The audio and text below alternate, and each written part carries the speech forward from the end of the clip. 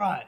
Hello, lads and lasses, and welcome back to Boys Down Under, where today, trust me, if you're confused about the title and don't really know what to expect from it, I would be too. I have a bad way with words in terms of titles, and with only 100 characters, can't really get the point across. But essentially, today we are going to be looking at the transfer links to each Celtic player that has happened so far and happening for the January transfer window, and we're going to assess the likelihood of it happening. So if that's something that interests you, stick along. But before we go any further though, if you guys are enjoying the content and you want to help support the channel, the very best way to do so is to click the like button, click the subscribe button, and also go follow the channel on Instagram. Boys Down Under, you all know how to spell it. I don't need to put it up on screen, but without further ado, let's get into it. So the transfer window is 10 days away. 10 days before we can see Celtic's 2 new signings in action, but also 10 days before a crop of players could be out the door at Celtic. So let's begin with some of the links, and we'll start with someone who's not so obvious, Matt O'Riley. Now, Matt is an interesting one. He only arrived at Celtic just under a year ago, but naturally he was a January signing himself. With the form he's had at Celtic, should be no surprise that there are going to be teams interested in him, especially down south, considering his performances, and those performances in a range of positions, showing his versatility in the midfield. However, at this stage of proceedings and in his footballing career, a move away from Celtic just doesn't look awfully likely. Touch wood. Now, there's just no way I see him going in January. Touch wood. We'd have to sort out a replacement awfully quickly, and let's say, worst case scenario, a team comes in with an offer for Matt in the final 4 days of the window.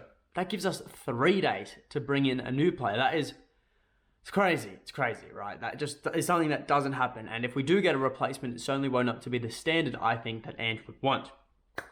So this link is getting dismissed by me. Pray it doesn't come back to bite me in the ass, because that would be very embarrassing. But I am almost certain that Matt O'Riley will be a Celtic player till at the very least, the end of the season. No. January move, not for Matt, not for Celtic, not for Ange, not for anybody. But moving on, this transfer does seem almost certain of happening. And I don't even need to say his name. You all know who I'm talking about. Josip Juranovic, a World Cup bronze medalist. It sounds weird saying that, not because he won it, but because you usually associate medals with the Olympics. This is the World Cup. So, but you can't say World Cup third placer. That's just some dumb shit. So we'll stick with the bronze medals. I'm not one to judge, but it just sounds weird. And anyways, I'm sure everyone is so sick of hearing about Josip Juranovic and these links of him moving away from Celtic, but it's the elephant in the room. You can't ignore it, but you talk about it so much that I sound like a broken record player. Now, whether Josip goes to Torino, whether he goes to Chelsea, West Ham, who else? Barcelona, Atletico Madrid, any club in the top 5 European leagues has probably been linked to Josip Juranovic at some point, or they are interested in Josip Juranovic, because the way it's going, it seems like almost any club who swoops in for him is going to get him on a cut price deal that is affordable for any club in Europe's top 5 leagues. Now, for that reason, and among other things, it seems like this deal is going to happen. It seems that his time at Celtic is coming to a natural end, and I don't even know if he'll ever play for Celtic again, regardless of us still having 10 days until the window officially opens. He's nursing an injury right now. Very maybe he might play in the derby on the 2nd, but I wouldn't keep my hopes up. Will he go on the 1st of January? I'm not so certain, but it seems like he might have played his last game for Celtic. I hope not. I really hope not, because with Ralston's performance against Aberdeen, I wasn't too impressed with it. And if we can't play Alistair Johnston straight away, we need Juranovic in there. But we'll have to see how fate deals with this, because look, we're at the point now with Josip Juranovic that he's gone. I think his head and maybe half his body's out the door. It's just his legs that have got to follow. Luckily, you only need legs to play football, so if we can get a couple more games out of him, I'd be very, very happy. But I hate to say it, if you don't think he's leaving, you're really holding on to false hope here. I think this is a 99.9% chance of happening, to be honest. You either have false hope or you just disregard anything that's said in the media, which I can respect the latter, but still, there comes a point where it's talked about so much that it's been wished into existence. It is going to happen. But moving on. And the final two links to me are somewhat coin tossers, one more so than the other. But let's start with Stephen Welsh. Now, in the summer transfer window, Welshie attracted interest from Toulouse and Udinese, I believe. But it was shut down swiftly, They came with formal offers. His club said no, and even said that he sees a future for Welshie at Celtic. Fast forward 4 or 5 months, is that future still there? Porto have showed an interest in Stephen Welsh. And while I've always been under the impression that Stephen Welsh could be a captain for Celtic in 6 years, he could be one of the best centre-backs Celtic have ever had. I maintained that thought. I thought he could go on to become a club legend. My head is turning, and I think a lot of people's heads are turning too, in terms of the fans, in terms of the club, in terms of the board. Because with Carl Starfelt, Cameron Carter-Vickers, Yuki Kobayashi, and Moritz Jens, who could very well stay permanently, Welshie can't be in the squad. And I don't even mention the emerging Bosun Lowell, who adds another centre-back into the equation. And it's the harsh reality that Welshie's future at Celtic is dwindling by the day and drastically. For his sake, as a footballer, and for his footballing career, he can't remain at Celtic. And for Celtic's sake, we can't afford to keep him on the payroll. It's not like we're paying him millions, but he's still taking up unnecessary space and never going to get a game again unless there is an absolute major injury crisis. But we still have 4 centre-backs ahead of him. 5 if you consider Bosun Lowell, because he's actually been quite prominent in the first team recently, but still. That's why I believe, and you may not agree with me here, if a club comes in with a serious offer for Stephen Welsh, I think Celtic will jump at it. I think we will take it like a fish on a hook. We will take it like some bait, like some pilchards on like a hook, and like a little fish swimming in the ocean. We'll take it. It doesn't matter that there's a hook there. We take it.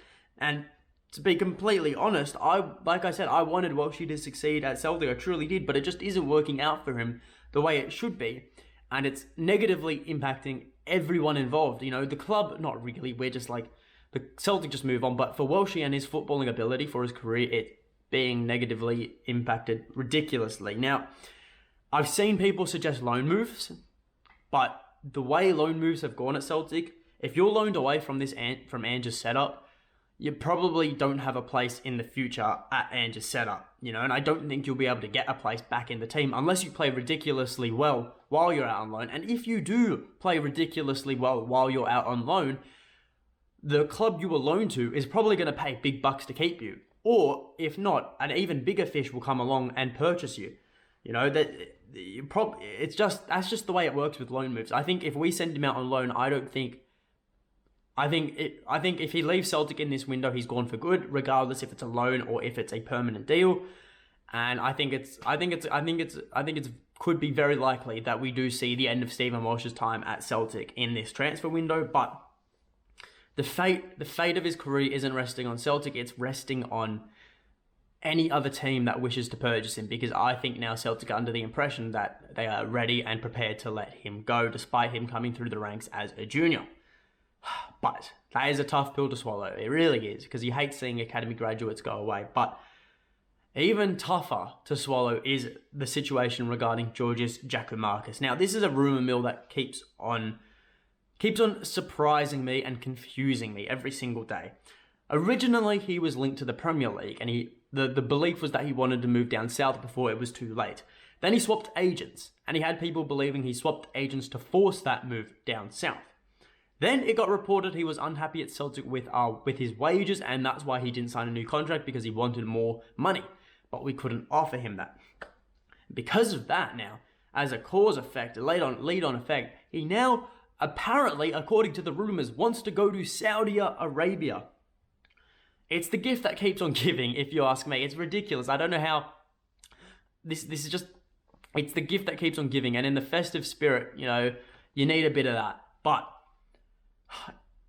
I'm caught in two minds on this. I want Giac to stay. I really do. I love the different dynamic he poses to Kyogo, because if we bring in a replacement for GG who's too similar to Kyogo, I think we're shooting ourselves in the foot, to be completely honest. I think unless we bring in a player like Kyogo who can score a lot more and is much more clinical, then I think we're shooting ourselves in the foot.